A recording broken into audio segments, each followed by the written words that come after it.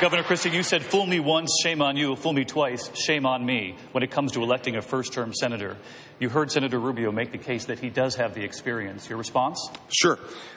First, let's remember something. Every morning when a United States senator wakes up, they think about what kind of speech can I give or what kind of bill can I drop.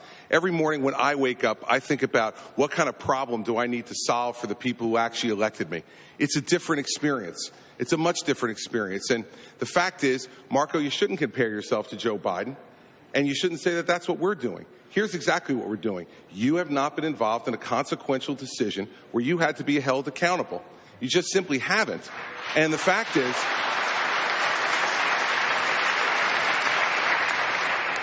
when you talk about Hezbollah Sanctions Act that you list as one of your accomplishments and just did, you weren't even there to vote for it. That's not leadership. That's truancy. The fact is that what we need to have in this country is not to make the same mistake we made 8 years ago. The fact is, it does matter when you have to make decisions to be held accountable for them. It does matter when the challenges don't come on a list of a piece of paper of what to vote yes or no every day, but when the problems come in from the people that you serve. I like Marco Rubio, and he's a smart person and a good guy, but he simply does not have the experience to be president of the United States and make these decisions. We've watched it happen, everybody. For the last 7 years, the people of New Hampshire are smart. Do not make the same mistake again. If I may respond, thank you. Senator Rubio. Well, I think the experience is not just what you did, but how it worked out. Under Chris Christie's governorship of New Jersey, they've been downgraded 9 times in their credit rating. This country already has a debt problem. We don't need to add to it by electing someone who has experience at running up and destroying the credit rating of his state. But I would add this. Let's dispel with this fiction that Barack Obama doesn't know what he's doing. He knows exactly what he's doing.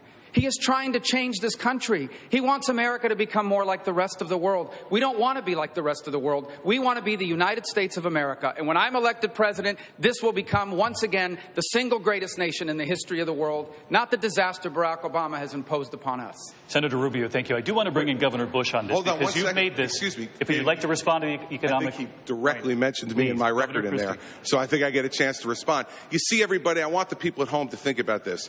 That's what Washington, D.C. does. The drive-by shot at the beginning with incorrect and incomplete information, and then the memorized 25-second speech that is exactly what his advisors gave him. See, Marco, the thing is this.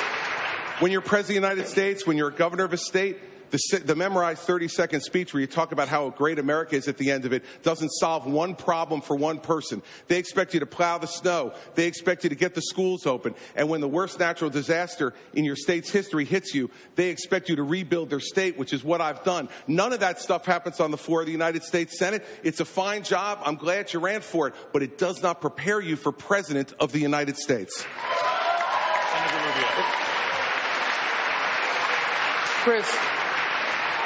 Chris, your state got hit by a massive snowstorm 2 weeks ago. You didn't even want to go back. They had to shame you into going back. No.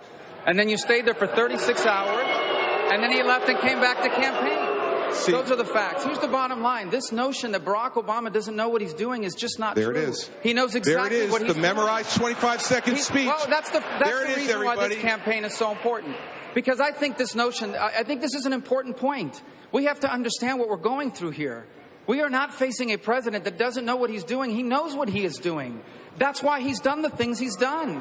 That's why we have a president that passed Obamacare and the stimulus. All this damage he's done to America is deliberate. This is a president that's trying to redefine this country. That's why this election is truly a referendum on our identity as a nation, as a people. Our future is at stake. This election is not about the past. It is about what kind of country this is going to be in the 21st century. And if we elect someone like Barack Obama, a Hillary Clinton, a Bernie Sanders, or anyone like that, our children are going to be the first Americans to inherit a diminished country that will not happen. Governor Christie, Chris, why don't you mention what the shame is? Get into this. You know what the shame is, Marco?